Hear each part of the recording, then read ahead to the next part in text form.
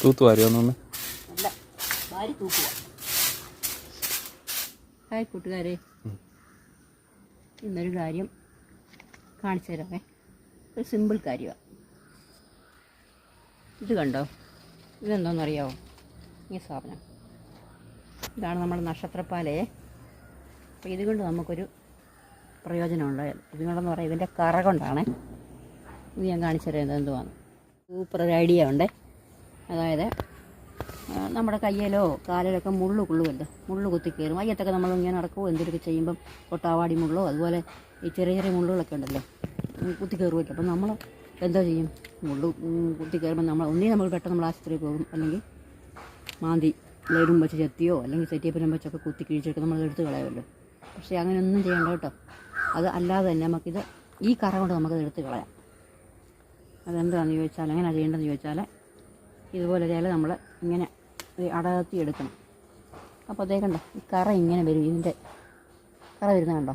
ആ കറ നമ്മുടെ മുള്ളു കുത്തിയ ഭാഗം എവിടെയാണോ, കാലയിലെങ്കിൽ കാലയിൽ അല്ലെങ്കിൽ കയ്യേലോ എവിടെയാണ് മുള്ളു കുത്തിയെങ്കിൽ അവിടെ നമ്മൾ വൃത്തിയാക്കിയിട്ട് കഴുകി വൃത്തിയാക്കിയിട്ട് ഈ കറ അങ്ങോട്ട് ഇതുപോലെ ഇപ്പോൾ ഇവിടെ കൊള്ളുന്നെങ്കിൽ നമ്മളിങ്ങനെ മുറിവിലേക്ക് നമ്മളിങ്ങനെ ഇടിച്ച് കൊടുക്കണം. എൻ്റെ കയ്യിൽ മുറിവൊന്നും ആയിട്ടില്ല, ഞാൻ കാണിച്ചു തരുവാണേ.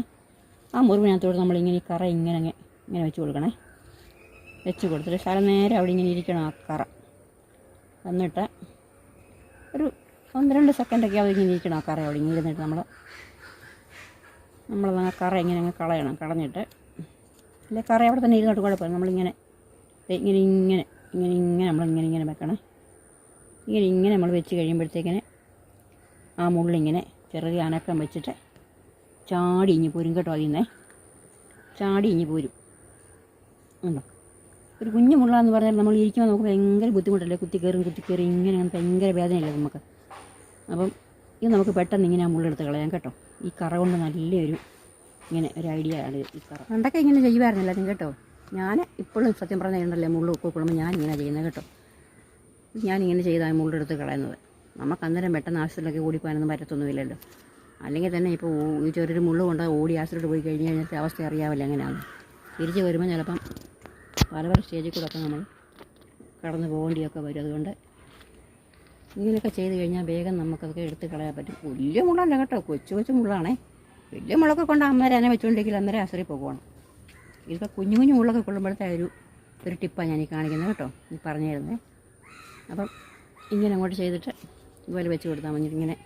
ഇങ്ങനെ വെച്ച് കഴിയുമ്പോൾ ആ മുള്ളി ചാടി ഇഞ്ഞ് പോരും. ഇത് അകത്തോടൊന്നും കഴിക്കുന്നൊന്നുമല്ല, ഒരു വിഷവും കാര്യങ്ങളൊന്നും ഉള്ളതൊന്നുമല്ല കേട്ടോ. ഇത്